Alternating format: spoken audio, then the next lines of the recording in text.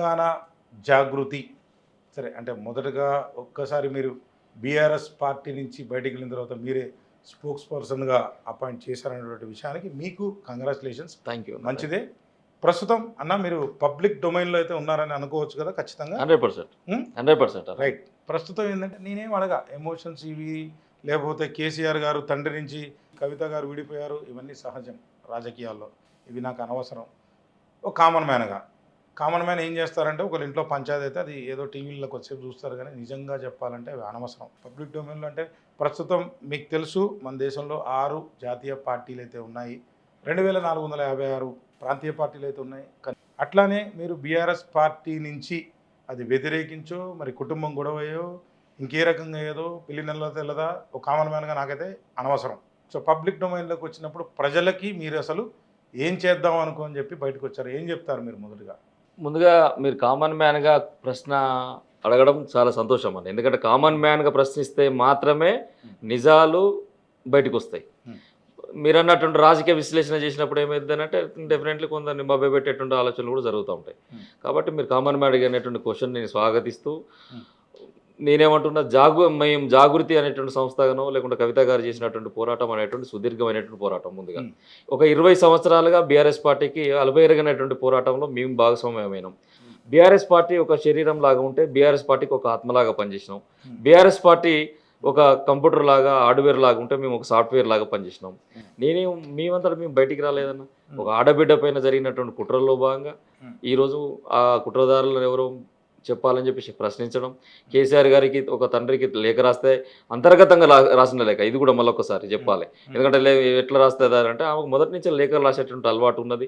ఒక్కొక్కరికి ఒక్కొక్క తండ్రితో ఒక్కొక్క రకంగా మాట్లాడే అలవాటు ఉంటాయి. సో కవిత గారు మొదటి నుంచి కూడా నిజామాబాద్ సమస్యలు కావచ్చు, లేకపోతే తెలంగాణ బొగ్గు కార్మిక సంఘంలో జరిగే సమస్యలు కావచ్చు, అనేక అంశాల మీద లెటర్లే రాస్తారు కవిత గారు.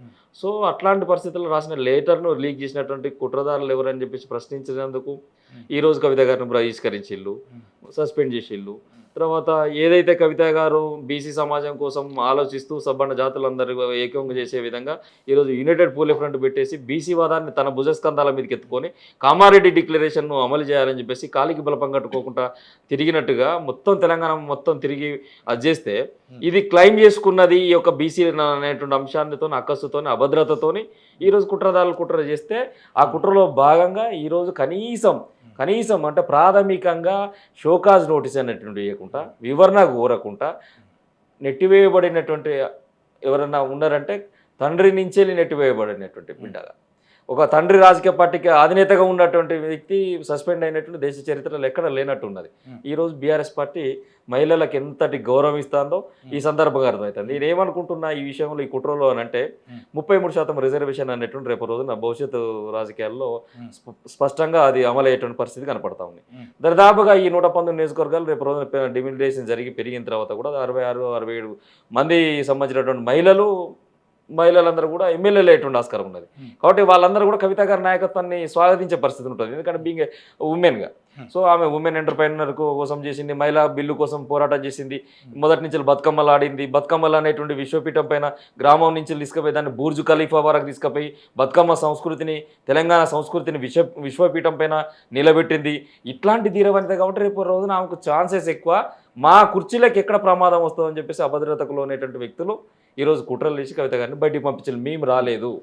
ఈ ప్రశ్న కూడా నేను ఎందుకు అడిగానంటే అది బీజేపీయే కాదా కొంతసేపు రామచంద్రరావు గారు స్ట్రేట్గా ఆయన అధ్యక్షులు ఎందుకు నాకు ఇంటర్వ్యూ ఇచ్చారు, దాంట్లో చాలా క్లియర్గా ఎందుకు కాదో ఎందుకు అవుద్దో కూడా చాలా క్లారిటీ ఇచ్చారు. దీంతోపాటు డాక్టర్ జయప్రకాష్ నారాయణ ఆయన మీకు తెలిసే ఉంటారు, ఆయన బ్యూరోక్రాట్, ఆయన కూడా ఇది అమలు జరగదు, మళ్ళీ దీనికి నేను చెప్పాల్సినటువంటి అవసరం లేదు ప్రతిసారి అనే దాన్ని వాళ్ళు ఉద్ఘాటించారు. అదేవిధంగా ఈ పార్టీలన్నీ కూడా నాకు అర్థమైందంటే మొన్న కాంగ్రెస్ నుంచి కూడా వచ్చారు, ఆయన కూడా నేను ఒకలాభరణం అని చెప్పి ఆయన బీసీల కోసం మన రీసెంట్గా ఈ బీఆర్ఎస్ పార్టీ నుంచి ఆయన బీజేపీలో చేరారు, ఇక్కడే ఇదే సీట్లో ఇంటర్వ్యూ చేయడం జరిగింది. ఇప్పుడు ఆయన కూడా బీసీ కమిషన్ చైర్మన్గా ఇదే బీఆర్ఎస్ ఆయన్ని నిర్ణయించింది, ఆయన కూడా పాస్ కాదండి, ఎందుకు పాస్ కాదన్నాడు కూడా చాలా క్లారిటీ ఇచ్చారు అది.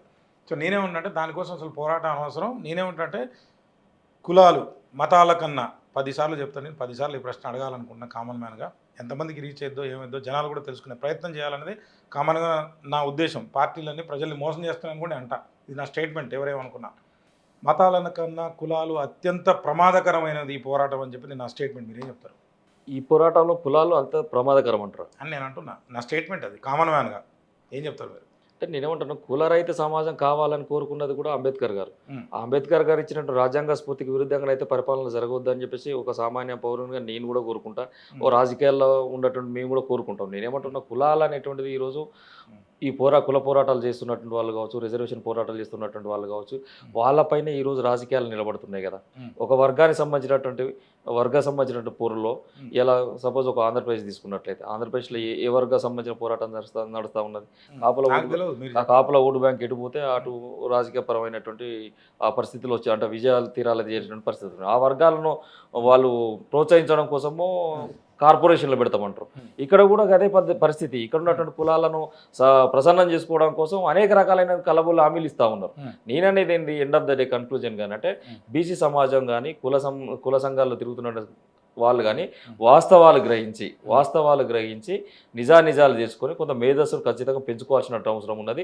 రాజకీయ ఎత్తుగడలో పావులుగా మారకూడదు అనేటువంటి అభిప్రాయాన్ని నేను వెలువరిస్తాను. అసలు సభ్య సమాజానికి జాగృతి ఏం మెసేజ్ ఇస్తుందంటే ఏం చెప్తారు? సభ్య సమాజం అంటే అనేక రకాల సమాజాలు ఉన్నాయి. సభ్య సమాజం అంటే అంటే ఇప్పుడు బ్రాడ్ బీసీ సమాజం గురించి ఏదైతే మాట్లాడుతుర్రో, పొద్దున్న లేస్తే ఈ రాజకీయ నాయకులు ఈ లెటర్ రాసిన ఆయన, ఆ లెటర్ రాసిన, ఆ పార్టీ ఇదన్నది కానీ రోజు జరిగేటువంటి హెల్త్ గురించి ఎవరు మాట్లాడరు, ఎడ్యుకేషన్ గురించి ఎవరు మాట్లాడరు, రూల్ ఆఫ్ లా గురించి ఎవరు మాట్లాడరు, వ్యవసాయం గురించి ఎవరు మాట్లాడరు, అసలు దోమల గురించి ఎవరు మాట్లాడరు. సార్, హైదరాబాద్ దోమలు గురించి చచ్చిపోతుంది డెంగ్యూతో, ఒక మాట దీని చెప్తాను. గురించి ఎవరు మాట్లాడరు, రోడ్లు ఖరాబ్ అయినాయి, రోడ్ల వ్యవస్థ మీద ఎవరు మాట్లాడరు. ప్రతిసారి మీరేమనుకోవద్దు సార్, వాడన్నాడు వీడన్నాడు ఈ పార్టీ అన్నాడు అప్పుడు తప్పుగా అనుకోవద్దు. అది వాడుక భాషలో అది వచ్చినటువంటి పదమే, క్షమించాలి తప్పుగా ఏమని అనిపిస్తే. ఇది తప్ప రోజు ఈ కొట్టుకుంటూ తప్ప మీరు లేకపోతేనే తీన్ మర్మల్ పార్టీ పెట్టింది ఈ మధ్య, దాని గురించి కూడా మాట్లాడదాం. లేకపోతే ఆయన నేను కలిశాను ఆ రోజు, ఏది గన్ ఫైరింగ్, దాని తర్వాత కవిత గారిని ఏదో మాట్లాడడానికి ఏదో నేను ప్రయత్నం చేసి ఆ రోజు బిజీగా ఉన్నట్టుంది తెలిసి. అసలు ఈ పంచాయతీ ఏంటంటే ఆయన నాకు ఇచ్చిన ఇంటర్వ్యూలోనే ఇదే తీన్ మర్మల్ మీరు రెడ్డి అయితే నాకు ఓటు వద్దని మాట్లాడతారు. అసలు ఏం రాజకీయాలు నడుస్తున్నాయి సార్, నాకు అర్థమైతే లేదు. మీరు బీసీ అంటారు, ఆయన రెడ్డి అంటాడు. అసలు ఏం నడుస్తుంది అసలు సమాజంలో? ఈ దేశానికి అదే సభ్య సమాజానికి దీనిపైన మీరు జాగృతం ఏం చేస్తున్నారు? నేనేమంటున్నా, ఈ దేశంలో కావాల్సింది ఒక వర్గానికో, ఒక మతానికో, ఒక కులానికో ప్రాతినిధ్యం వహించేటువంటి శక్తులు కాదు ఈ దేశంలో కావాల్సింది. కవిత గారి యొక్క విధానం, ఆలోచన కూడా ఏముంటుంది, ఎంతసేపు ఒక వర్గానికి కాదు. ఈరోజు మేము బీసీ పోరాటం సంబంధించింది ఎత్తుకున్నామని చెప్పేశారంటే ఆ వర్గం సంబంధించినటువంటి విజయం అనేటువంటి జరిగిన తర్వాత, ఆ వర్గాలకు అనుకూలమైనటువంటి ఏమైనా జరిగిన తర్వాత ఎంతో అంత ఉడతా భక్తిగా మా ద్వారా ఏమైనా సహాయం చేయగలుగుతానో అనేటువంటి విషయంలో కవిత గారు ఆ వాయిస్ అంటే ఈరోజు నేను మాట్లాడితే 10 మందికి 100 మందికి పోతే, కవిత గారు మాట్లాడితే లక్షలాది మందికి పోతుంది. ఆ అంశంలోనో ఆ వర్గాలకు న్యాయం చేస్తామనేటువంటి అంశంలో కవిత గారు అట్లాంటి నిర్ణయం. రేపు ఆదివాసులకు సమస్య వస్తే తీసుకుంటాం. ఇవాళ ఆపరేషన్ కగర్ పేరుతో వందలాది మంది నక్సలైట్లను కాల్చి చంపిస్తున్నారు. ఇలా ఉగ్రవాదులకు సంబంధించినటువంటి ఉగ్రముఖలు దాడి చేస్తే ఆ ఉగ్రముఖల పైన చేసినటువంటి దాటిని ఉదాసీనంగా కూడా పెద్ద పత్ర పోషించిండు పెద్ద దేశం అమెరికా అని చెప్పేసి ఈరోజు అది చేస్తే ఇలా ఏమైందన్న, ఇలా మన బిడ్డలను పొట్టలో పెట్టుకుని రక్త టైర్లు బారించిల్లు అడవులలో.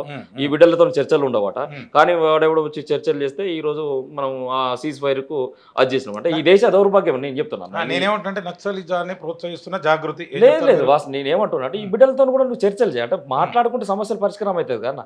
నేనేమంటున్నా అదే ఉగ్రవాదం, అది నాకు కూడా కొంత ఐడియా ఉంది. గతంలో సుప్రీంకోర్టు మన బిడ్డల్ని మనం చంపుకుంటున్నాం స్టేట్మెంట్ ఇచ్చింది. ఏమంటా ఈ భూమిపుత్రులను నువ్వు చంపుకుంటూ ఇక్కడ ఉన్నటువంటి తల్లులకు కడుపుకోత మిగులుస్తూ వాడ కూడా ఉగ్రముఖలు పోసిన దేశాలతోని పెద్దన్న పాత్ర పోషించిన అమెరికా రాయబారం నడిపితే సీజ్ ఫైర్ నువ్వు వదిలేసినావు అని చెప్పేసి అంటే ఈ జాతికి ఏం అది చేస్తాను అంటే నేనేమంటున్నా అంటే మొత్తం యావత్ సభ్య సమాజం ఏ విధంగా ఉండాలనేటువంటి జాగ్రత్త కోరుకుంటుందంటే ఒక సెక్యులరిస్ట్ భావాలతో పోవాలి, సబ్బండ వర్గాల యొక్క అభ్యున్నతి కోసం పోవాలి, సబ్బండ వర్గాల యొక్క శ్రేయస్సు కోసం మనం పాటుపడాలి.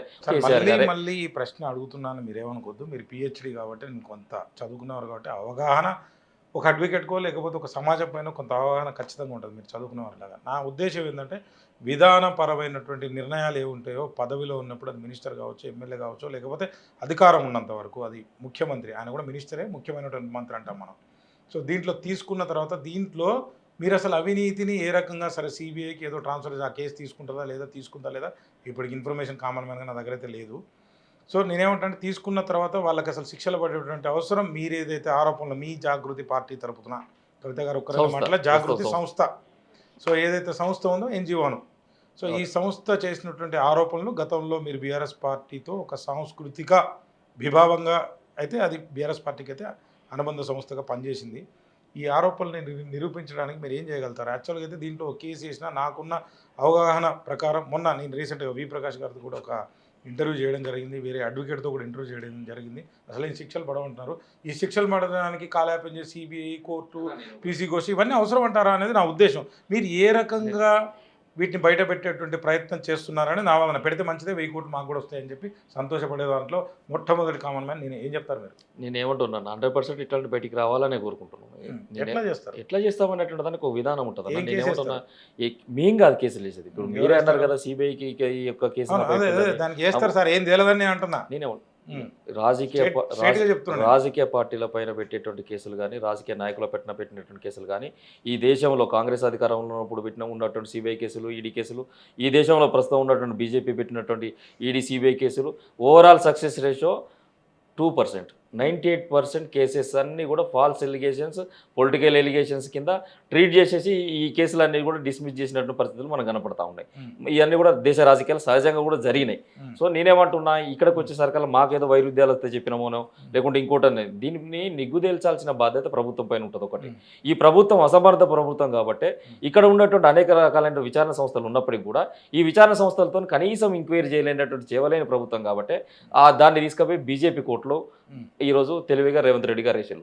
రేపు బీజేపీ ఎంక్వైరీ చేయకపోతే బీజేపీ అండ్ బీఆర్ఎస్ పార్టీ రెండు కూడా ఒక గూటి పక్షులు అని చెప్పే ప్రయత్నం చేయడంలో భాగంగా అది రాజకీయం కోసం వాడుకోవడం కోసం రేవంత్ రెడ్డి గారు చేసారు.